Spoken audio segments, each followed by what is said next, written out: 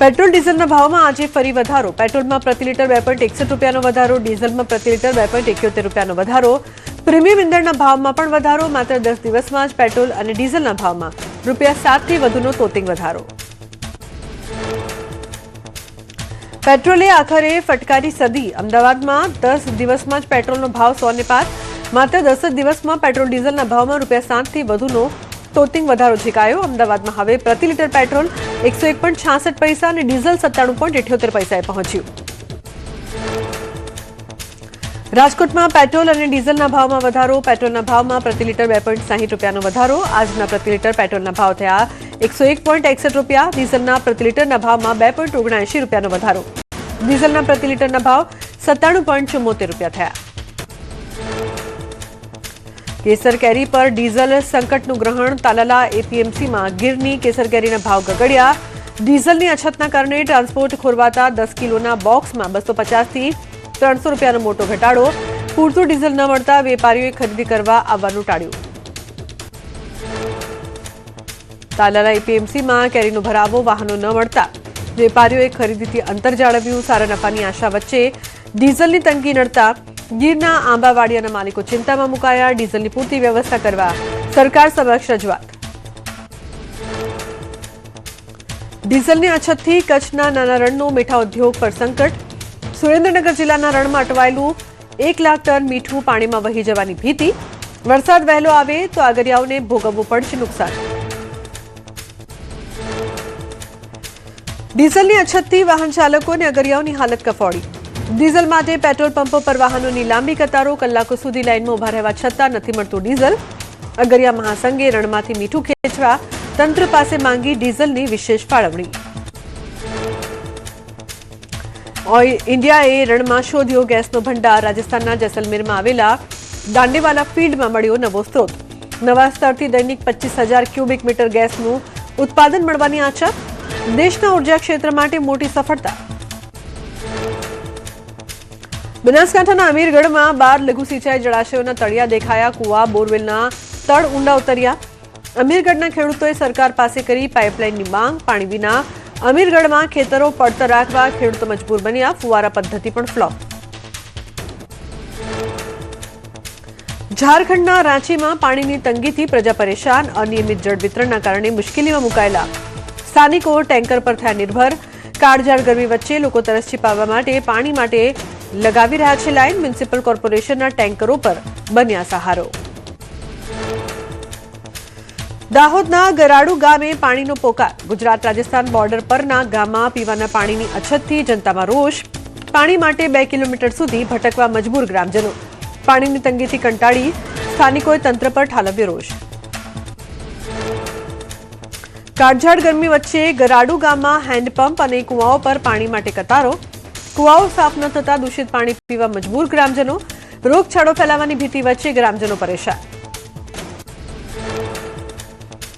ગરાડુ ગામમાં કુવા સુધી જવાના રસ્તા પણ ખરાબ હોવાથી મુશ્કેલીમાં વધારો. મહિલાઓને પાણી લાવવામાં પડી રહી છે મુશ્કેલી. અનેક રજૂઆતો છતાં તંત્ર દ્વારા કાયમી ઉકેલ ન આવતા ગ્રામજનો આક્રોશ. ગરાડુ ગામની સમસ્યાના નિરાકરણ માટે ટીડીઓએ આપી ખાતરી. વહેલી તકે જરૂરી કાર્યવાહી હાથ ધરી પાણી પૂરું પાડવા આપ્યું આશ્વાસન. તાત્કાલિક પાણી, કુવાની સફાઈ અને રસ્તાની સુવિધા આપવા ગ્રામજનોની માંગ.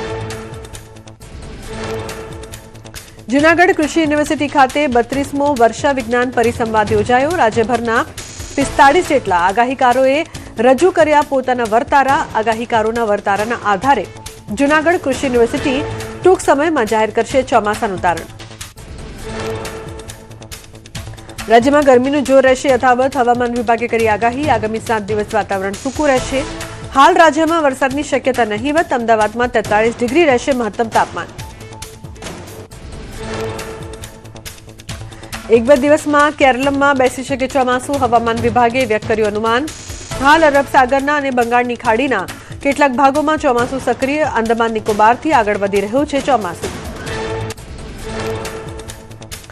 નૈઋત્ય ચોમાસું આવી રહ્યું છે નજીક. 26 થી 28 મે દરમિયાન ચોમાસું આવવાનું હવામાન નિષ્ણાંત અંબાલાલ પટેલનું અનુમાન.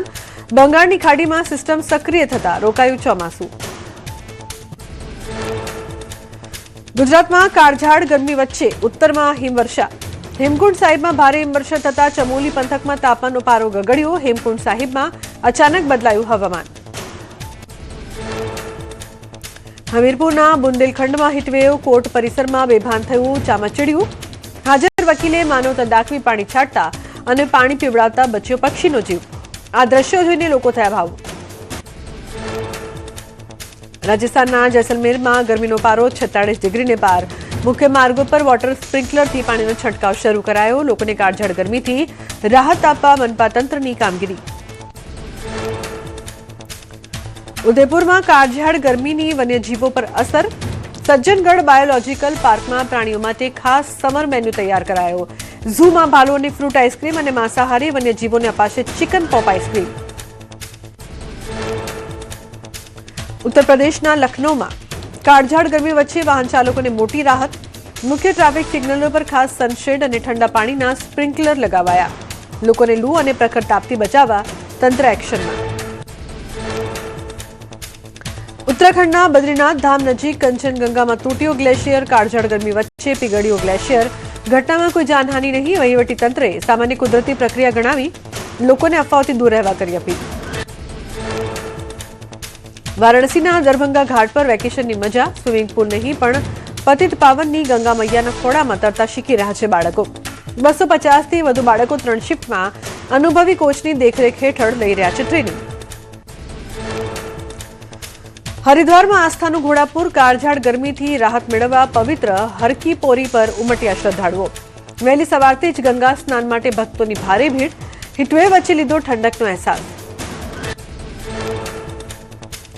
ગીર સોમનાથમાં જસાધાર રેન્જમાં વન વિભાગે શરૂ કર્યા પાણીના 46 અદ્યતન પોઈન્ટ. વન્યજીવો અને સિંહો માટે સમગ્ર વિસ્તારમાં 250થી વધુ પાણીના પોઈન્ટ શરૂ કરાયા.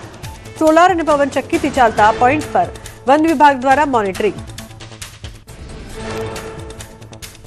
સાપુતારામાં પ્રવાસીઓનું ઘોડાપુર. વડાપ્રધાનની અપીલ સ્વીકારી. લોકોએ વિદેશ પ્રવાસ છોડી ડાંગના ડુંગરો પસંદ કર્યા. એડવેન્ચર પાર્ક અને ગેમ ઝોનમાં નાના બાળકોએ માણી વેકેશનની અસલી મજા. વેકેશનમાં વિદેશ જવાના બદલે પ્રવાસીઓની પહેલી પસંદ બન્યું કુદરતી સૌંદર્યથી ભરપૂર ડાંગ. હરિદ્વારમાં ભક્તિનો મહાસાગર હિલોળે ચડ્યો. ગંગા દશેરાની પૂર્વ સંધ્યાએ હરકી પોડી પર દેશ વિદેશથી લાખો ભક્તો ઉમટ્યા. હરિદ્વારની આખી ખીણ હર હર ગંગેના નાદથી ગુંજી ઉઠી. લાખો શ્રદ્ધાળુઓની ભીડ વચ્ચે રોશનીથી ઝળહળી ઉઠ્યા હરિદ્વારના તમામ ગંગા ઘાટ.